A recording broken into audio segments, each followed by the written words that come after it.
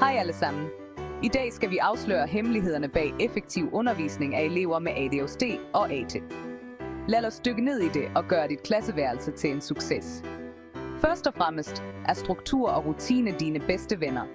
Faste skemaer hjælper eleverne med at vide, hvad de kan forvente, og det mindsker angst.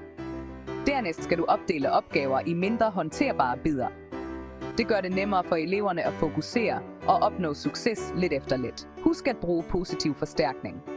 Fejr deres præstationer, uanset hvor små de er. Det opbygger deres selvtillid og holder dem motiverede. Indarbejd også bevægelsespauser. Korte fysiske aktiviteter kan hjælpe eleverne med at brænde overskydende energi af og genfokusere. Til sidst skal du holde kommunikationen klar og kortfattet.